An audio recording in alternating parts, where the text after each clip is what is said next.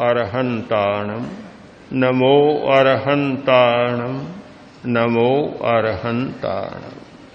ज्योतिपुंज गुरुदेव, ज्योति की साधना करने वाले साधक।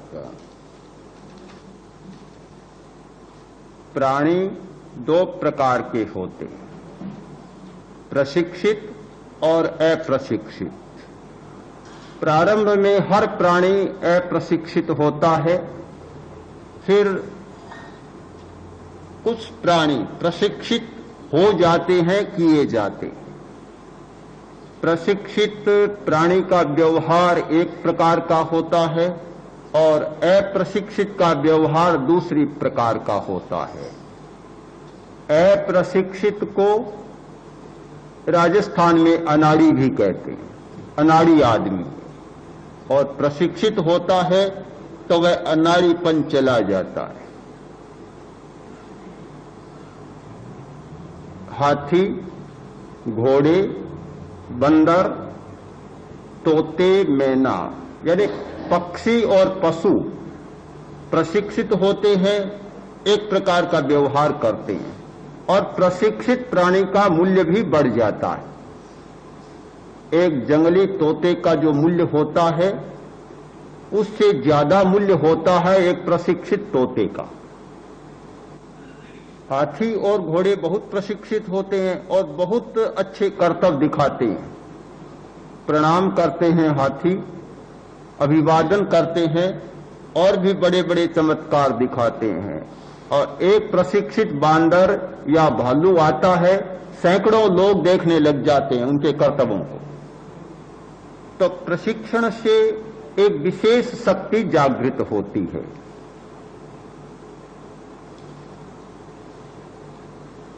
हमारी चित्त की तीन अवस्थाएं होती हैं, व्यग्र, एकाग्र और शांत। पहली अवस्था है व्यग्रता की, दूसरी एकाग्रता की और तीसरी शांत। व्यग्र का अर्थ होता है अनेक विचार, अनेक विकल्प। एकाग्र का अर्थ होता है एक विकल्प और शांत अवस्था का अर्थ है निर्विकल्प। निर्विकल्प एक कार्य में अनेक प्रकार के विचार, अनेक प्रकार के विकल्प होते हैं। एक काम करने बैठता है, एक प्रकार का विचार करना चाहिए, पर बीच में इतने विचार आ जाते हैं कि विचारों का सिलसिला ही समाप्त हो जाता है। कार्य में भी एकाग्रता नहीं होती, व्यग्रता होती है। एक काम करना शुरू करता है, पूरा नहीं होता, बीच में दूसरा काम शुरू कर देता है। दूसरा पूरा नहीं होता, बीच में तीसरा काम शुरू कर देता है। फ्रांस का एक बहुत बड़ा वैज्ञानिक हुआ है, अपने जीवन में 900 निबंध लिखे होंगे विज्ञान पर एक भी पूरा नहीं। अगर एक भी पूरा करता तो शायद दुनिया का महान वैज्ञानिक होता, पर पूरा एक भी नहीं किया। हमने देखा है थली प्रदेश में बीकानेर, पुराने बीकानेर राज्य में राजलदेसर नाम का एक गांव, वहां एक कर्मचारी था। बड़ी विचित्र आदत थी। किसी सेठ ने कहा कि मेरी लड़की को रतनगढ़ पहुंचाना है।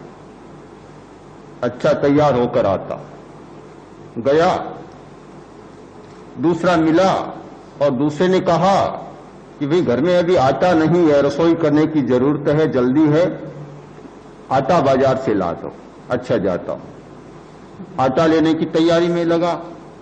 तीसरा मिला और कोई काम कहा, कभी यह बहुत जरूरी काम है। अच्छा, जाता हूं। पहले को छोड़ा, दूसरे को छोड़ा, तीसरे को छोड़ा। अब लड़की को पहुंचाने वाला तो प्रतीक्षा करता ही रहे कि कब आएगा, पता ही नहीं। कोई भी कहता उसे स्वीकार कर लेता और पहला काम धरा का धरा रह जाता। यह हमारी व्यग्रता होती है। चाहे चिंतन की व्यग्रता, चाहे कार्य की व्यग्रता। यानी एक काम को पूरा करना नहीं जानते, एक काम पर एकाग्र होना नहीं जानते। एक के बाद एक दूसरा विचार आता है, एक के बाद दूसरी प्रवृत्ति सामने आ जाती है और उसमें लग जाते हैं। काम पूरा नहीं होता, विचार पूरा नहीं होता, चिंतन पूरा नहीं होता। यह असफलता का सबसे बड़ा कारण। मनुष्य असफल कैसे हो सकता है?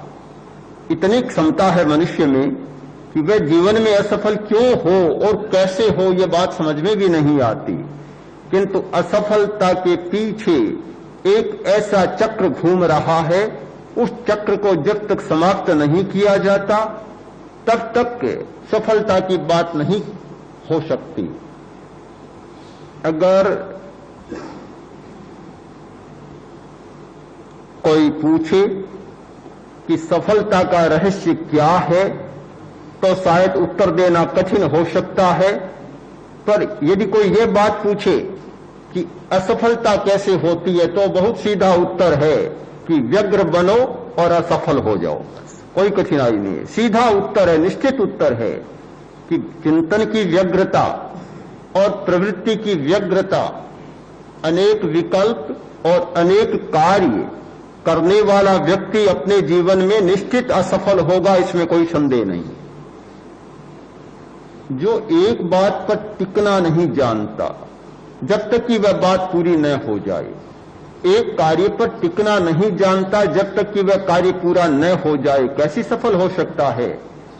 आज व्यापारी बना, दुकान खोली और 5 दिन बाद दुकान को बंद किया, पढ़ने चला गया, 5 दिन बाद पढ़ाई छोड़ दी और किसी नौकरी में चला गया, 5 दिन बाद नौकरी छोड़ दी, किसी और काम में लग गया।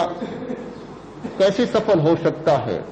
सफल होने के लिए एक दिशा का चुनाव करना होता है, निश्चित विचार करना होता है, निश्चित दिशा का चुनाव और निश्चित प्रस्थान करना होता है। तो हमारी एक अवस्था होती है व्यग्रता की, और इस अवस्था से ग्रस्त लोग बहुत हैं। पागल खाने में वे लोग ही ज्यादा जाते हैं जो व्यग्र होते हैं। मैंने पढ़ा कुछ दिन पहले कि अमेरिका में 5 लाख से अधिक बेड केवल पागलों के लिए तैयार रहते हैं। बहुत पागलपन है। और इसका कारण भी है कि वहां तनाव बहुत, और जब मस्तिष्क में तनाव होगा तो हम किसी बात पर टिक नहीं पाएंगे। इतनी चंचलता बढ़ जाती है कि कहीं भी स्थिर रहना, रुकना नहीं जानते। रुकने की बात बड़ी कठिन होती है, रुकना हम जानते ही नहीं। एक साधक जा रहा था, डाकू मिला, सोचा कि कोई राहगीर जा रहा है, कुछ पास में होगा, लूट लूं। आया, आकर बोला, ओ यात्री रुको। बहुत बड़ा साधक था, सन्यासी। उसने कहा, मैं तो रुका हुआ हूं, तुम देखो अपने आप को, तुम रुको जरा। मैं तो ठहरा हुआ हूं, रुका हुआ हूं। एकदम उत्तर देते ही देखने लग गया कि क्या बात है। आदमी कहीं रुकना नहीं जानता, हमेशा यह प्रवृत्ति का चक्र हमारा चलता रहता है और इससे हमारी बहुत शक्तियां खर्च होती है। यह एक है व्यग्रता की अवस्था। अब दूसरी अवस्था है एकाग्रता की। जिन लोगों ने इस स्थिति को समझा है, व्यग्रता के परिणामों को समझा है, उससे होने वाली हानियों को समझा है, उन्होंने एक विकास किया और वह विकास हुआ एकाग्रता का। यानी एक विकल्प पर, एक विचार पर लंबे समय तक रहना और एक प्रवृत्ति पर तब तक रहना जब तक कि वह प्रवृत्ति संपन्न न हो जाए। यह दूसरी एकाग्रता की अवस्था है। एक कोई विकल्प ले लिया और उस विकल्प पर 10 मिनट, 20 मिनट, 50 मिनट आदमी टिका रहा, एकाग्रता हो गई। एक कोई कार्य लिया और उस कार्य पर जब तक कि वह कार्य पूरा न हो जाए उस कार्य पर लगा रहा। कठिन बहुत होता है एक विकल्प पर टिकना। हमारी ऐसी स्थिति है, एक विकल्प पर, एक कल्पना पर, एक चिंतन पर और एक स्मृति पर टिकने की बात होती है, बीच में इतने विकल्प आ जाते हैं कि अभ्यास के बिना, प्रयोग के बिना यह कभी सिद्ध नहीं होता। गमन योग करना है, केवल चलना है, पर चलने की क्रिया है, चलने का विकल्प लिया है, संकल्प लिया है, पर चलते चलते तो कितने विचार आ जाते हैं।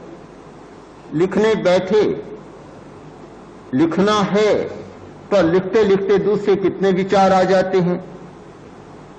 बहुत कठिन बात है। एक श्वास को देखना है, पर श्वास को देखते देखते कितने विचार और कितने विकल्प आ जाते हैं। ये विकल्पों का जो सिलसिला चलता है तोड़ नहीं पाते। ये एक सामान्य बात है, स्वाभाविक है हर व्यक्ति के लिए।